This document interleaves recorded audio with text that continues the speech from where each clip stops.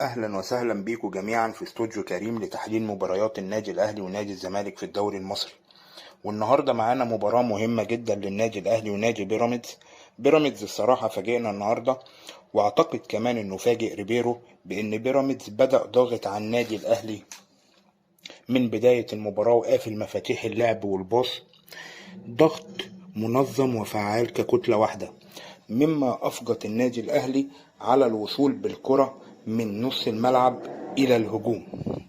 خط وسط النادي الأهلي معزول تماما عن خط الهجوم، وده عمل مساحات في نص الملعب وخلى بيراميدز يسيطر على بداية المباراة تماما، مما أدى إلى ضربة حرة مباشرة على حدود منطقة الجزاء وإحراز الهدف الأول، اللي بالمناسبة لا يسأل عنه الشناوي تماما.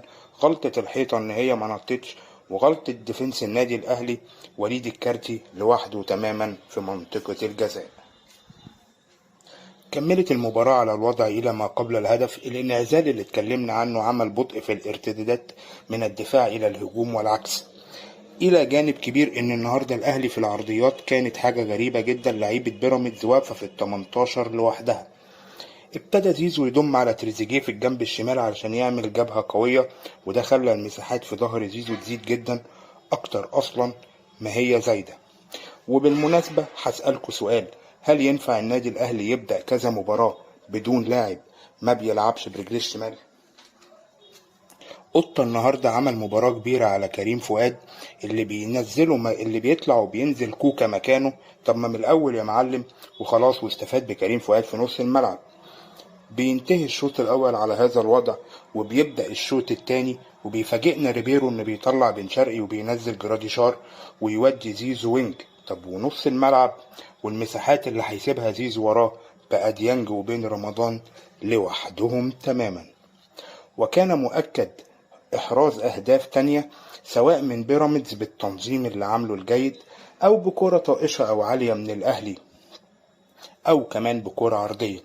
ابتدى نص ملعب النادي الأهلي يبقى فاضي تماما. عمل ايه ريبيرو؟ راح جاي مدخل محمد هاني مكان زيزو يمسك دايرة السنتر شوية، اللي ساب في ظهره الخطير البرازيلي ايفرتون، اللي بالفعل تتعرض كورة لاتنين لعيبة فاضيين تماما لانشغال محمد هاني بنص الملعب، ليحرز بيراميدز الهدف الثاني في الدقيقة 68 في تغطية تكاد تكون معدومة. واخيرا بياخد باله ريبيرو وبينزل احمد رضا وطاهر محمد طاهر مكان تريزيجيه وشريف، وبنبتدي نشوف وجود للنادي الاهلي في نص ملعب بيراميدز بعد ما